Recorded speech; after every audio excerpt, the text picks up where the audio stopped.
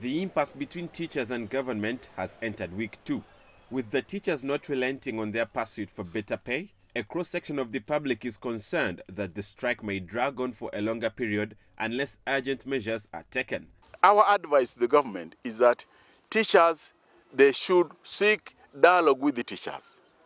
Tell the teachers what is the next step in the circumstance that they cannot pay the 20% this year. This is what we expected, but not to dismiss workers.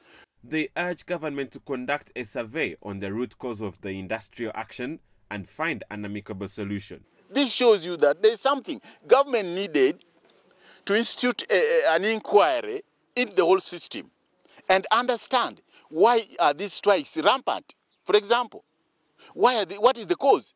It has a very big effect, especially in the economy of this country.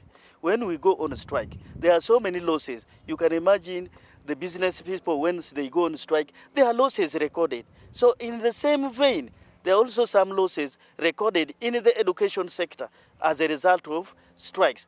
We wouldn't like rampant strikes, but let be something other than maybe a strike once. But in a year, we wouldn't accommodate strikes or being about 3 times or 4 times. That one makes a very big impact in the economy of this country.